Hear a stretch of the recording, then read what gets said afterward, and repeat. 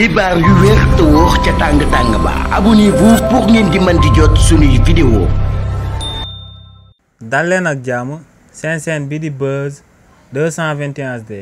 kii di Me El Hadji Diouf di akub personnalité politique bu kenn doot présenté ci réew mi di Sénégal waaye tamit nekk akub avocat daal dina yëkkati ay kàddu daal di xamal sénégalais yi que ne si régime président Bassirou Diomaye Diakhar Faye lu nekk di am biir assemblée nationale daal dinay firndeel que ne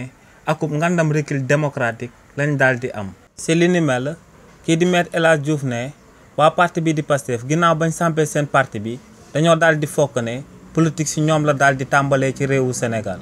waaye ne lu leer ba am moom mooy que ne si lu tàmbalee sunuy maam daal di jaar ci ay génération ak ay génération ba daal di agsi ci loxoom moom l'homme du 23 juin 2011 ne ay combat ak i combat lañ daal di mëne ba daal di am akub ak i démocratique bi nga xam ne duñ daal di nangu waa parti bii di Pastef daal di koy sànq ne lu leer ba am moom mooy que ne ca biir assemblée nationale ginnaaw bañ fa daan samp bureau exécutif bi ne waa parti bii di Pastef dañoo jalgati woon yoon ndax ne respecté wuñu woon parité bi kii di Farba Ngom moom moo waroon a nekk vice président waaye ne waa parti bii di Pastef fexe nañ ba li ni mel antuwut ñu ne deeta waaye waa parti bii di Pastef bi nga xam ne bañ nekkee ci opposition bi dañ doon oote rupture ñoom ñoo jël budget bu ëpp ay milliards daal di koy jébbal kii di El Malick Ndiaye président de l' assemblée nationale ngir muy noot député yu daal di nekk biir assemblée nationale.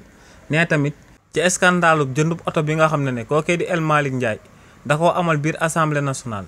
ba li ni mel ñu daal di ciy jàpp kookee di Bassirou Fofana daal di koy tëj ci kaso bi ne li ni mel daal dinay tekki que ne réewu Sénégal léegi dañoo daal di am akub ngàndam recul démocratique ci régime président Bassirou Diomaye Diakhar Faye te ne kenn ci acteur principal yi du kenn ku El Malick Ndiaye di président de l' assemblée nationale. xibaar yu wér te wóor ca tàng ba abonnez-vous pour ngeen di mën di jot suñuy vidéo.